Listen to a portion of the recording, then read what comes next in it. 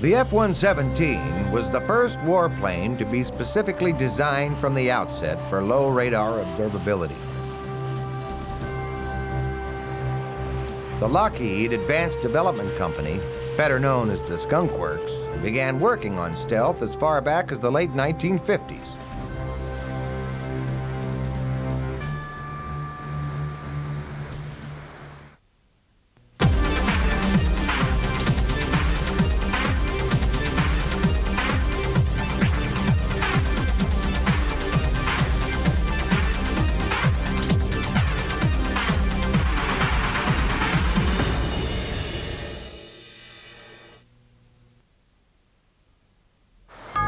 During 1975, Skunk Works engineers began on an aircraft which would have a greatly reduced radar cross-section that would make it all but invisible to enemy radars. The technique that they came up with was known as faceting, in which the ordinarily smooth surface of the airframe is broken up into a series of trapezoidal or triangular flat surfaces, arranged in such a way that the vast majority of the radar incident on the aircraft from a source will be scattered away from the aircraft at odd angles, leaving very little to be reflected directly back into the receiver.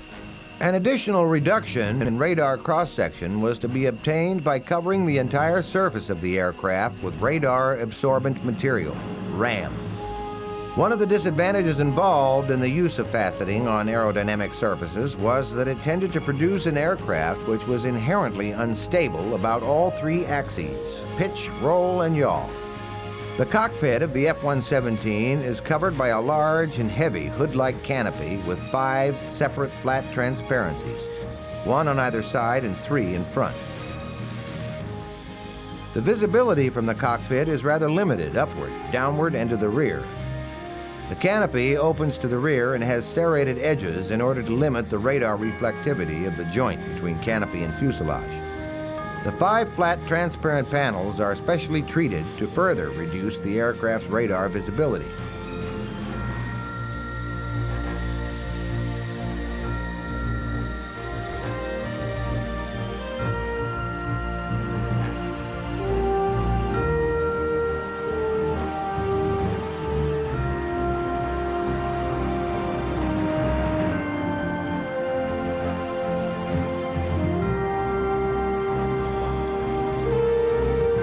The F-117 is unstable about all 3 axes and requires a fly-by-wire system in order to be able to fly at all.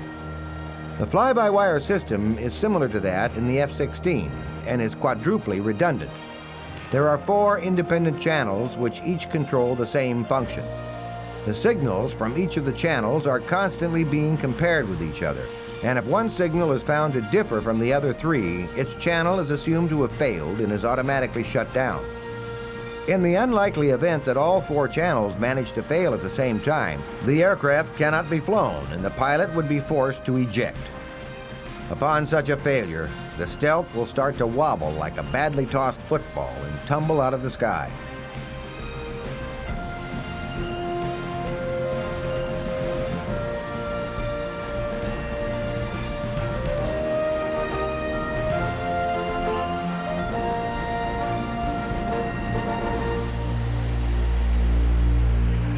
During the production run of the F-117, the 2 metallic all-moving tail fins were replaced with ones made of graphite thermoplastic materials. This change resulted from the loss of 1 fin and rudder from an F-117 in 1987 during a test flight. However, the aircraft landed safely despite the loss of the fin. The retrofit program was interrupted by Persian Gulf deployment, so most of the F-117s deployed to Saudi Arabia had the original metallic tail fins.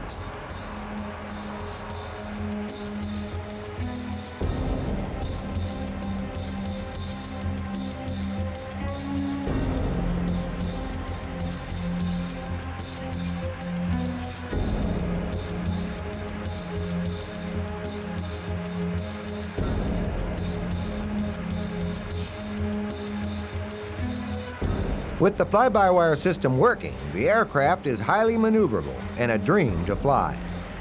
On enemy radar, she reads like a flock of birds.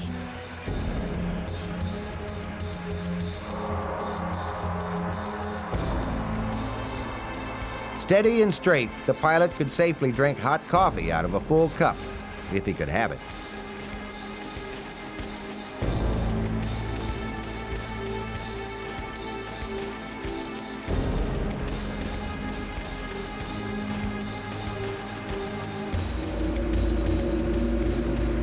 Of course, the F-117 is air refuelable. Most of the Air Force fleet is these days. An in-flight refueling receptacle is added behind the pilot's cockpit. A small light is mounted near the receptacle to guide the refueling boom operator in nighttime refueling operations. Mid-air refueling is one of the more difficult aspects of F-117 flight, since most of the time it is done at night, and the F-117's pilot upward vision is blocked by the canopy so that he cannot actually see the boom of the refueling aircraft. On December 19, 1989, just 13 months after the Pentagon had disclosed the existence of the F-117, it was used in combat for the first time. This was in Operation Just Cause, the invasion of Panama, intended to dislodge and arrest General Manuel Noriega. At the beginning of the invasion, 6 F-117s flew to Panama from Tonopah. Their mission was to drop 2,000-pound bombs near the Panama Defense Forces barracks at Rio Hato. The purpose of these bomb drops was to stun and disorient the PDF troops living there so that the barracks could be stormed and the troops captured with minimal resistance and casualties. The pilots were instructed to drop their bombs no closer than 50 meters from 2 separate PDF barracks buildings. On the night of December 19th, 2 lead F-117s each dropped a conventional 2,000-pound bomb at the Rio Hato barracks. The bombing attack seems to have achieved its goal, since the barracks were quickly taken with minimal resistance. However, it was revealed 3 months later that one of the bombs had missed its target by a considerable amount. It seems there had been some miscommunication in the final stages of the mission planning, and the pilot had been given the wrong coordinates for the target. The media jumped on this event and concluded that the F-117 had been a failure on its first mission. There are always those in the media who see controversy in expensive programs for the military and play it up. There are also those, and not just in the media, who question the need for an airplane like the F-117, especially since its role in combat is so limited, and the ship is subsonic in an age of fighters and fighter bombers that can do Mach 2 or better. The F-117's sole weapon is a stealthy, near-invisible approach, and its mission is to attack with complete surprise. Once the battle is joined, it is almost impossible to get a lock on it from the ground, and the ship flies and fights only at night. Flying by day completely obviates all its advantages, and under such circumstances would be extremely vulnerable to the meanest and greenest of enemy fighters or fighter pilots.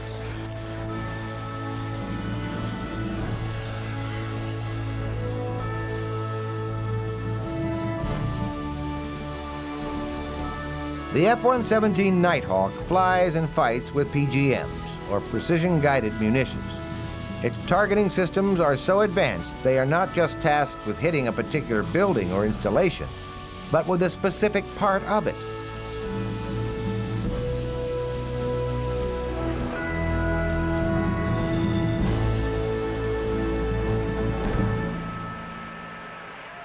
Landing is a snap with fly-by-wire. Vectoring and glide path is handled by the computer.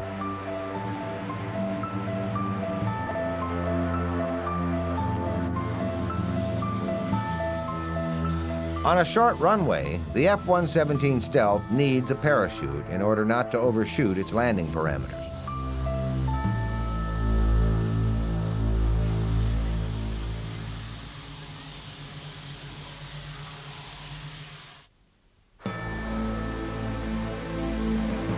It was to be in Operation Desert Storm that the F-117 was to prove its mettle.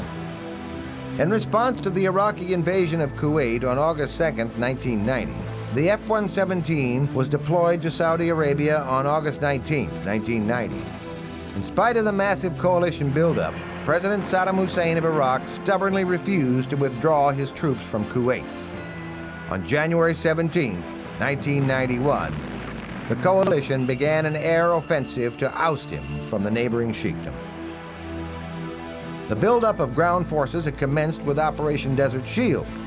Over 500,000 troops, mostly from the United States, would take part in both operations.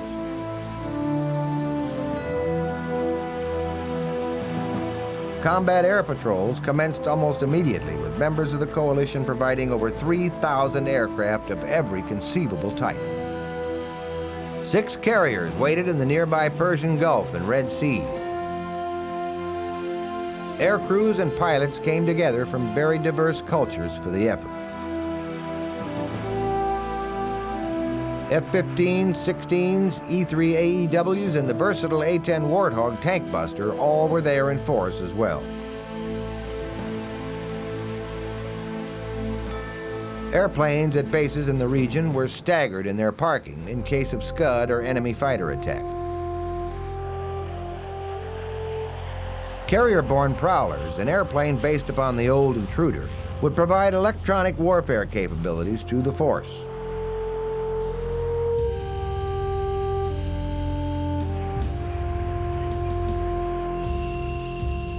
In overall command of the entire operation was General Norman Schwarzkopf. His officers called him Stormin' Norman because he suffered fools and errors in judgment badly. He had a specific plan for beating the Iraqis, and air power was to play the most important part. In the early morning hours, the F-117s of the 37th Tactical Fighter Wing initiated the air war against Iraq. Mission planners had assigned critical strategic Iraqi command and control installations to the F-117, counting on the aircraft's ability to hit precisely at well-defended targets without being seen.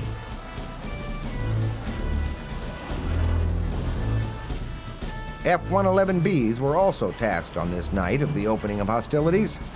Other vital targets included key communication centers, research and development facilities for nuclear and chemical weapons, plus hardened aircraft shelters on Iraqi airfields, as well as planes left out in the open.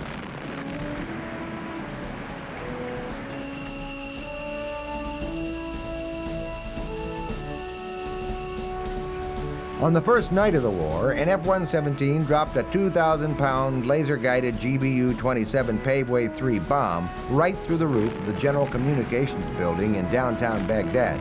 In another attack on the communications building next to the Tigris River, another paveway was dropped through an air shaft in the center of the roof atop the building and blew out all 4 walls.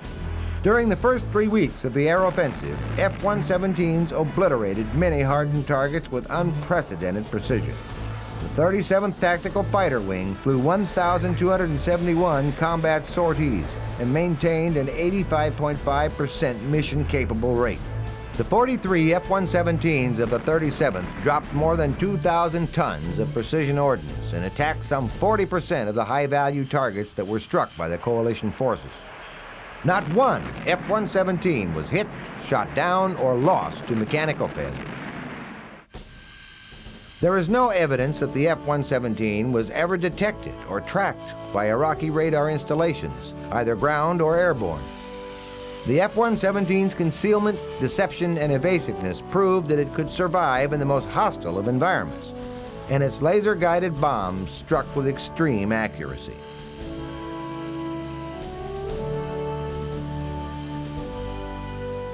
U.S. ground forces included many women in support roles, and some came under hostile fire. Most of the F-117s deployed to Saudi Arabia returned home to Nellis Air Force Base in April of 1991. The ongoing tension in the Middle East has seen the F-117 stationed in the region repeatedly. Its mission, like in the Gulf War, was to strike first at enemy aircraft positions to clear the way for conventional fighters.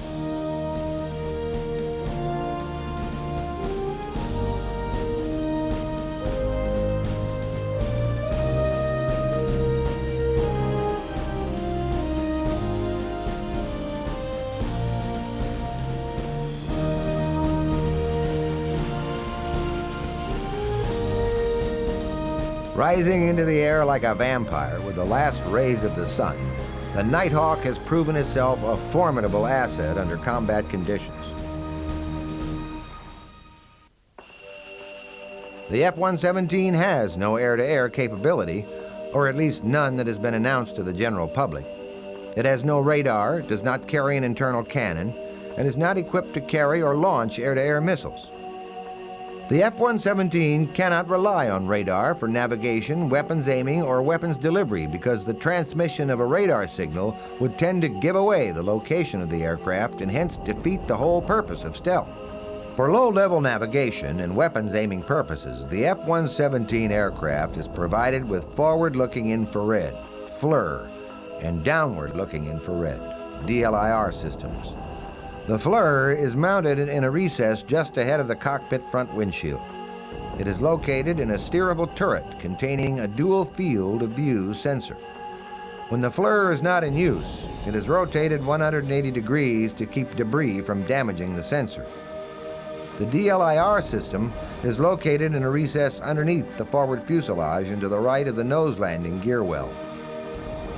Both the FLIR and the DLIR recesses are covered by a RAM mesh screen to prevent unwanted radar reflections from the active elements, and the edges of the recesses are serrated, with the fasteners being covered with RAM putty. The DLIR is provided with a bore-sighted laser for illuminating the target for attack by laser-guided weapons. Together, these systems form the Infrared Acquisition and Designation System, IRADS. The laser is slave to the IRADS and is an integral part of the infrared system.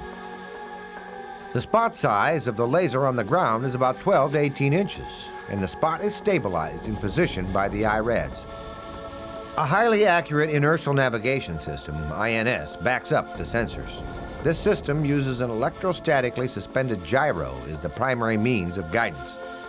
The INS guides the aircraft to the immediate target area and points the FLIR's wide-angle field of view toward the general location of the target. As the aircraft approaches the target, the pilot monitors the view presented by the FLIR on the heads-up display screen. When the specific target is identified, the pilot switches to the narrow view on the FLIR and locks the screen of the display onto the target. As the target disappears underneath the aircraft, control is handed over to the DLIR, which acquires the target then and continues to track it. When the pilot decides to attack, he releases a laser-guided pave-wave bomb. Approximately 7 to 10 seconds before bomb impact, the DLIR's laser is turned on and illuminates the target. And the bomb homes onto the reflected infrared laser light reflected from the target. Videotapes from the FLIR-DLIR displays that have been released to the public by the DoD have shown that the F-117 flying during a clear night can hit a target only 1 meter in size from an altitude of 25,000 feet. A parachute braking system is provided since the lack of flaps makes the landing speed quite high, 160 knots, or almost 200 miles an hour. The braking parachute is housed behind split doors atop the rear fuselage. The braking chute is deployed as soon as the nose wheel makes contact with the runway. The parachute can also double as an emergency anti-spin device if needed.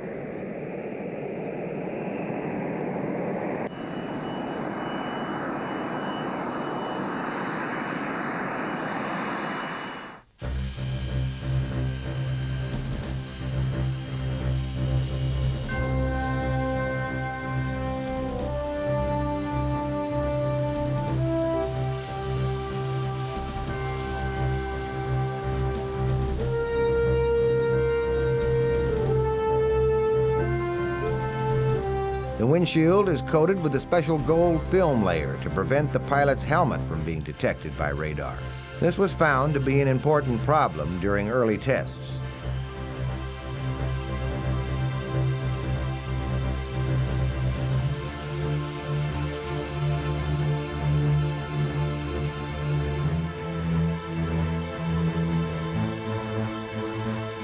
The pilot sits on a McDonnell Douglas Aces II ejector seat, the same type of seat that is fitted to the F-15.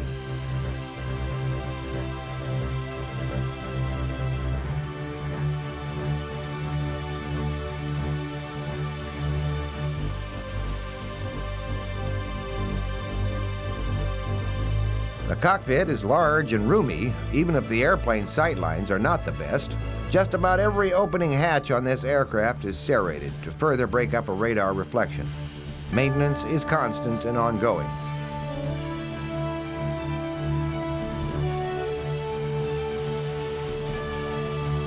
Since external hardpoints for bombs or fuel tanks are taboo for a stealth attack aircraft, all stores must be carried internally.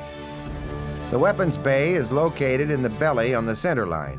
It has 2 wells, each covered by an inboard opening door.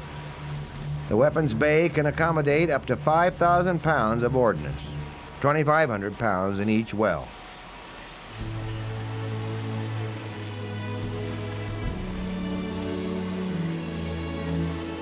The crews are not above taking memorabilia photos of their work during Desert Storm.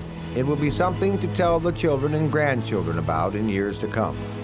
2 laser-guided Mk-84 2,000-pound bombs are included in the bomb bay ordnance packages, as well as other types of precision-guided munitions, including a panoply of paveway weapons in varying poundages.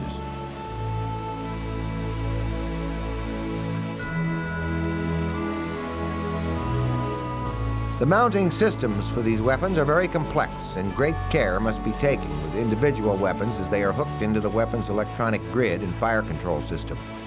If one of these should hang up in the bomb bay, it could jeopardize the mission, the aircraft, and the pilot.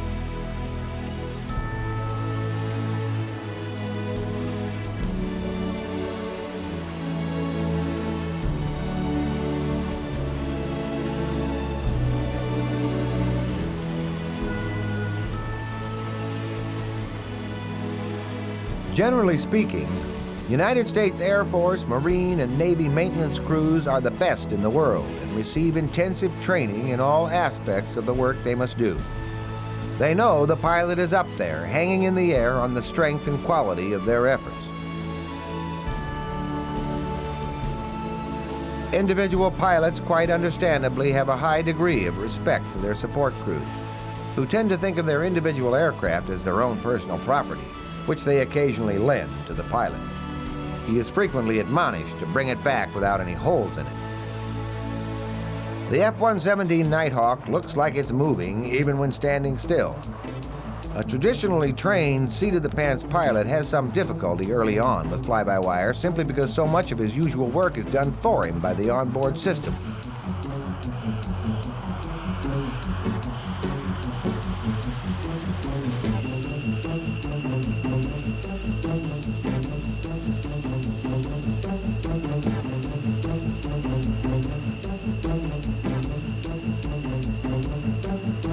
Although the F-117's role was initially viewed as limited to its special talents, it is now being considered for more expanded uses, partly to quiet its critics.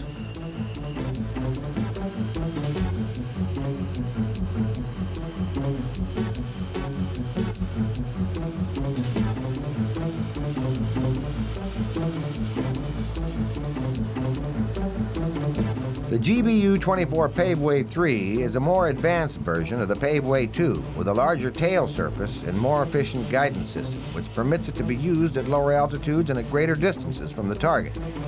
This gives the Nighthawk still more of an advantage in its primary role of fomenting surprise.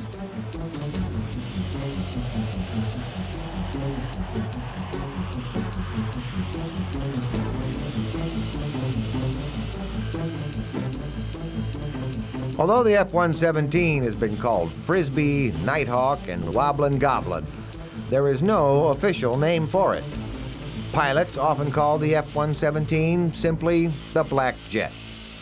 In our current tasking, we are exercising a wide spectrum of missions which the F-117 can be tasked for. These range from counter-air targets, offensive counter-air, suppression of enemy air defenses, and of course air interdiction. Currently, our wing is tasked at approximately 34 sorties per night tasking. Our primary limitation with being able to support that level of tasking centers around not only the number of aircraft assigned, but the duration of our sorties. Based on our location, each sortie averages somewhere between 5.5 to 6.5 hours, and you consider the restrictions that we have to limit our operations north of the border to night only. As the days become shorter, of course, our sortie duration and our ability to turn and generate more sorties will be somewhat limited. However, not significantly. I'm talking onesies and twosies, and we should be able to sustain the high level of sortie activity I previously described for some time to come. The F-117 is currently out of production, but the Senate Armed Services Committee expressed an interest in acquiring 24 additional F-117s. However, the Air Force claimed that the F-117 is now obsolete technology and that it did not need or want any more of them. The last production F-117 was delivered to the Air Force on July 12, 1990.